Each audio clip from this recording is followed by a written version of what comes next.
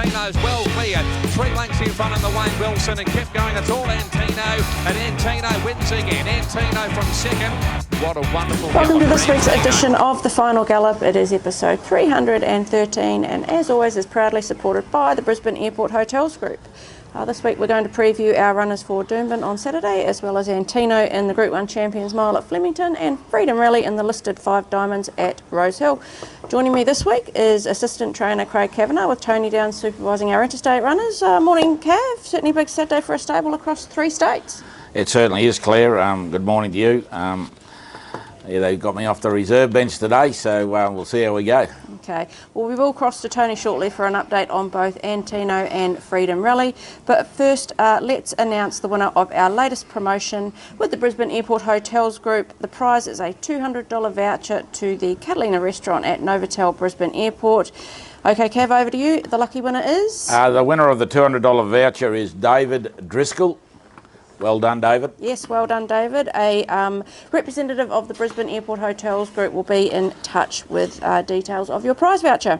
Okay, on to our preview. Firstly, Champion Stakes Day at Flemington on Saturday, where the rail will be in the 8-metre position. The track is currently a good 4 with mostly fine days ahead. We have our runner Antino in race 7, the VRC Champions Mile, with Mark Zara to ride, carrying 59 kilos, jumping from barrier 12. He's currently paying $5.50 to win and $2.10 for the place. He's had 4 weeks since his amazing Group 1 Toorak handicap win over the mile at Caulfield. Yeah, he stable reports from Caramborn today. His horse is well. He'll be back settling worse in midfield and make a move mid-race and see what goes from there. See what goes from there. Now let's hear from trainer Tony Gollan with his final word on Antino. Hi guys, doing a preview on Antino down here at Cranbourne this morning. Bailey is my cameraman, so excuse the poor camera work. It's not his forte, is it? Pretty good. Yeah, he'll tell you it's pretty good. This horse is in great shape. He had his main piece of work here last Saturday morning. In company with one of Kieran Mars. He led out. It was a really nice building 1,000-metre gallop. He just ticked over here Tuesday. Wales, you happy with him, mate? Very happy, very happy. Horse is in good shape. He's bowling Canada this morning, so he certainly presents in very good order. He looks as good, if not better, than what he looked on Toorak Day, which I thought he was really peaking in his preparation. So our job's been to try and hold him at that peak. Whether he runs that peak rating or something similar to that, then we'll certainly be happy with either one of those things. The barrier makes it a little bit tricky. We are drawing one from the outside, but as we know with this horse, he's not one to want to step away and fly into a position. He's one to want to find his feet and get into a rhythm and then finish his race off. Mark Zara goes on board for Blake Shin, who got suspended on Bendigo Cup Day down here. So we do have a rider change, but Mark's an elite rider, particularly in these big Group 1 races. So don't know if we've lost a whole lot there, but we certainly hope we haven't, that's for sure.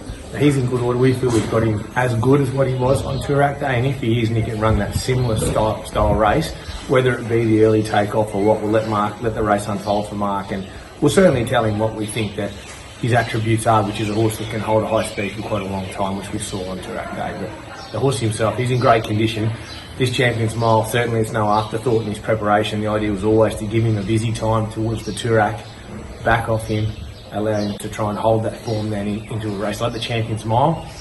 And all things going well, without getting ahead of ourselves, we'd love to be in Hong Kong for the Hong Kong International Mile 4 weeks later. But first things first, this weekend, I think it's an outstanding chance. I think if you read most previews about this race leading into Saturday, it looks to be the race of the carnival. I don't think we can have this horse any better than what he is at the moment. Okay, now let's look at the 5 Diamonds Ladies' Day at Rosehill. The rail will be in the 3-metre position. The track is currently a good 4 with fine days forecast for Friday and Saturday in Sydney. We are in race 8 with Freedom Rally, and it is the listed 5 Diamonds over the 1,800 metres with Tommy Berry to ride, 56 kilos, jumping from barrier 11. Freedom Rally's paying $19 to win at the moment and $6 for the place. Coming off an improved 3rd in the 5 Diamonds Prelude over the 1,500 metres at Randwick 2 weeks ago. It is his first time out to the 1,800. Yeah, reports from Warwick Farmers, the horse is very well. Tommy Berry gets his second go at the horse. Probably see him run midfield, and he'll be running on late. Okay, now let's also get the final word from trainer Tony Gollan on Freedom Rally. Hi guys, assessing Freedom Rally's chances in the 5 Diamonds on Saturday at Rosehill. Good to have Tommy Berry still on board with him. We've got a mid-draw there, which I'm sure they've alluded to. lead-up run, I thought last week in the prelude, the week before in the prelude, I thought it was fantastic. We had to ride him that little bit quieter, just drew a little bit sticky, but he relaxed beautifully and he found the line nice. On what wasn't breakneck speed, the leader eventually, that went to the front, eventually won the race, and they controlled it mid-tempo, mid-race. So I thought his effort was good to close off, particularly covering the ground he did to finish off. He goes now to the 1800 this weekend, which has always been the plan for him. He's trained on beautifully, very, very happy with him. He's got a mid-draw again. Looks as though there's enough pressure in this race. It looks to be 3 or 4 horses really pushing forward, others then holding their spot underneath them. I'd say Tommy will try and just come out calmly on him and try and get a midfield position with a bit of cover and let him get into the race. But I think of all the horses we've seen in the prelude, and there are some other horses that have entered this race, attrition, etc., that didn't come through that run, that add a different bit of variety of form to the race. But I think out of the horses from the prelude through to this, our horse will clear the run of that race. He's trained on beautifully. I think he's outstanding, top 3 chance in what's a really good race again on Saturday. Okay, on to the preview for our runners at Doomben on Saturday. The rail will be in the 2.5 metre position. The track is currently a soft 6 with some hot weather forecast for the rest of the week. Cav, if we don't get any storms, you'd say we're going to be on a good 4, and how do you think it will play? I think the track will race fair, like sort of inside to outside. We've been lucky at the moment. Both tracks, Eagle Farm and Doomben, have been racing fair, and I reckon we'll get a nice track. Okay, we kick off in race 1, which is the 2-year-old handicap over the 1110 metres. We have canoodling in this, 57 kilos, Angela Jones in the saddle, and she'll jump from barrier 6. At the moment, canoodling's paying $2.10 to win and $1.12 for the place. Second on debut at Doomben over the 1050 metres, just run down late inside the final 100. Yeah, her run first up was very, very good. She was beaten by a horse that had a bit of racecraft. This week, Ange Jones on board. I can see her being very, very hard to beat. I think she'll cross them onto the fence and be very hard to run down. Okay. Move to race 3, which is the No Metro Wins handicap over the 1350 metres. We have 2 runners in this. We'll start with Brentwood. He'll carry 59.5 kilos with Jag Guthman Chester riding, barrier 11. He's paying $18 for the win and $4.80 for the place. An improved run second up at Doomben over 1200, 2 lengths off the winner, out to the 1350 this time. Yeah, third up today, third up on Saturday. Had a bit of a blow after his last run. Drawn a bit of a sticky gate, but if he jumps well, he should be in the first 2 pairs. And he'll run a very, very cheeky race. Okay, the second runner we have is Torabella. She'll carry 52 kilos with Emily Lang's 2 kilo claim and will jump from barrier 6. She's paying $5 to win and $1.95 for the place. She did get 3 ride with no cover first up at Eagle Farm, compounding late. Will enjoy the rise and trip and also Emily's claim. Yeah, she'll only carry 52 kilos.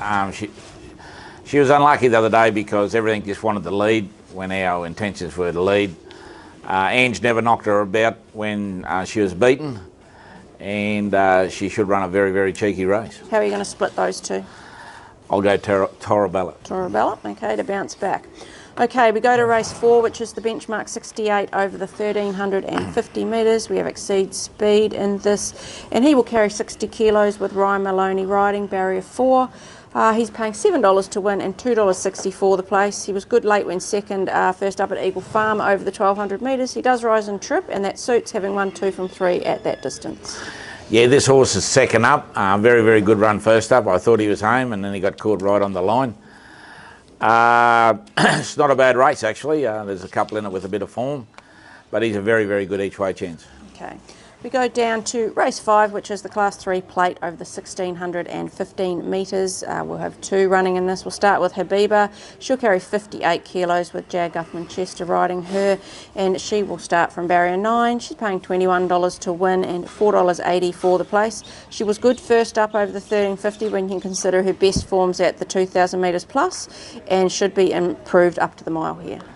Yeah, the other day when she had a first start for us, it was a slowly run race, and she was over racing behind the field, but stepping up in distance, a more free flowing race, should get a nice run behind, and one thing about it, she'll be working through the line. Okay. The second runner we have is Felix the Scat. He'll carry 57 kilos with Kyle Wilson-Taylor riding him, and he'll jump from barrier 2. He's paying $4.20 for the win and $1.70 for the place. He is the Queensland Derby place getter, and he is resuming from the winter. Showed signs at the trials last week that he's ready for a good first up run. Yeah, Felix has come back a totally different horse since the winter. His trial the other day at Deagon was extra good. Out of that trial, there's been a winner during the week. Yeah, he'll run a very, very cheeky race, mile first up. He's a very, very good chance. Are you going to pick one of these, or are you just going to sit on the fence? I'll be a splinter, I'll sit on the fence. Fair enough. Okay, race 6 is the benchmark 68 handicap over the 1110 metres busting runs, carrying 60.5 kilos. He'll jump from barrier 15 with Angela Jones riding. He's paying $7 to win and $2.50 for the place. Returning from a long period of rehabilitation from a tendon injury, ready to go now after a jump out in 2 very good recent trials. Yeah, this horse has been going very, very well after a long layoff. Drawn a very, very sticky gate. Just want to see him get into a nice posse, probably second or third pair, and have the chance to run on. Okay. Race 8 is the benchmark 85 handicap over the 1615 metres. Cronenberg runs. He'll carry 60 kilos. Ryan Maloney will ride, and he will jump from barrier 2. He's paying $3.20 to win and $1.55 for the place. He won second up at Eagle Farm over the mile from up front, up in grade, but has put consecutive wins together previously for us. Yeah, this horse is going very, very well. Hasn't missed a beat since his last run. Work rider at home, very, very happy with him. He'll run a very, very cheeky race again. Maloney back in the saddle. He'll race very, very well. Okay. We go to race 9 is our next one we'll talk about, which is the cutest 3-year-old handicap over 1200 metres. We have Boomtown Boss running in this, and Boomtown Boss is having a look around and eating his breakfast behind us there. He'll carry 54 kilos with Emily Lang's 2 kilo claim, and he'll jump from barrier 12. He's paying $5.50 to win and $1.85 for the place. He was impressive first up at Doomben over the 1110, steps up to the 1200, a distance he won second up at last preparation, but he does have a reasonably tricky gate. Yes, the gate he's drawn is very, very sticky this Saturday. Hopefully she can get some cover midfield and see him running on late. Okay. We go to race 10 now, which is the benchmark 78 handicap over 1200 metres. Give Giggles is in this. She's carrying 56 kilos. Angela Jones will be in the saddle, and she'll jump from barrier 10. She's paying $12 to win and $3.60 for the place. Disappointing last start at Eagle Farm. Went back to the trials at Deagon last week, and Tony has applied a tongue control bit as part of a gear change. Yeah, a couple of runs at Eagle Farm have been a little bit disappointing, so she'll travel across the road to Doomben this week. Mm-hmm. Her trial was pretty good the other day at Deagon. A bit of speed in the race, which should suit her, and she should get a nice run, and she'll be running on.